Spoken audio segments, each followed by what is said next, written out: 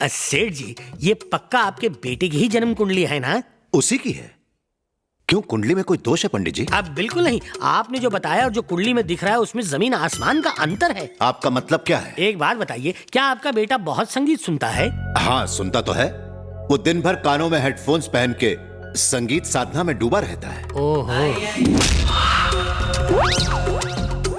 हाँ, लेकिन वो सिर्फ शास्त्रीय संगीत ही सुनता है। ओहो, संगीत से तो बड़े बड़े पत्थर भी पिघल जाते हैं, लेकिन पत्थर संगीत हरगिज नहीं सीख सकता। क्यों, सही कहा ना छोटे? कुछ सुनाई नहीं दिया मिश्रा जी। अच्छा है।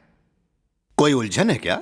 सेठ जी, आपके बेटे को किसी से प्रेम हो? वो आजकल के बच्चों से बिल्कुल अलग है। ओह, I love you. I love you.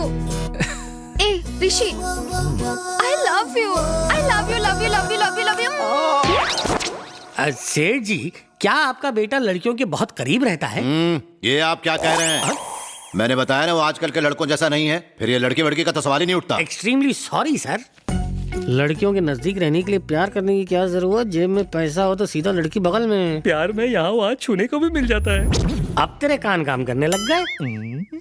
पंडित जी, जी? ये बताइए कि उसकी शादी जिस लड़की से होगी वो कैसी होगी? जब लड़का ही लफंगा है तो शादी भी किसी लफंगी से होगी। कुछ कहा? कुछ नहीं, कुछ नहीं। सेठ जी, वो अपने सास ससुर का बहुत ख्याल रखेगी। एकदम सुंदर, सुशील, नेक, सीधी सादी, बड़ों का मान। इतनी सारी लड़कियां क्यों? अरे ये कम अकल नकचड़ा फिर बोला। सेठ जी, हम पहले से ही बहुत उलझे हुए हैं और उलझाइए मत। हमने ये कहा कि एक लड़की में ये सारे गुण मौजूद होंगे। आप अपनी नाक का ख्याल रखिए, हमारी नाक में दम मत कीजिए।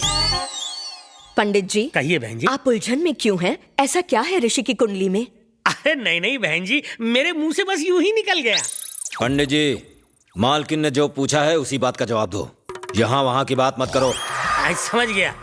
इसकी कुंडली दोबारा बनानी पड़ेगी। लेकिन मिश्रा जी, ये जो कह रहा है, इस लड़के की कुंडली तो कुछ और ही बता रही है। अगर आप आज्ञा दें तो सच बता दें। अरे दिमाग खराब है क्या? अगर इन्हें सच बताया तो इन्हें इतना कड़वा लगेगा कि हम सब पंडितों को ऊपर पहुंचा देंगे। मुंह बंद रख और कुछ मत बोल।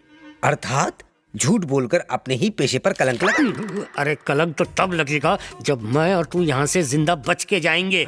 ये यमराज का वॉचमैन अगर गोली चलाएगा ना तो गोली सीधा मुंह में जाएगी और हम यमराज के दरबार में मिलेंगे। इसलिए अपना मुंह बंद रख, इन्हें अच्छी बातें बता, फिर हम लोग गुल हो जाएंगे। जी मैं समझ गया। सेठ जी, आपका बच्चा बहुत ही नेक है। बड़ों का सम्मान करता है, पूजा पाठ और भक्ति करता है, उसमें कोई बुराई नहीं है। इस लड़के को तो लड़कियों और लड़ाई झगड़ों से एलर्जी है।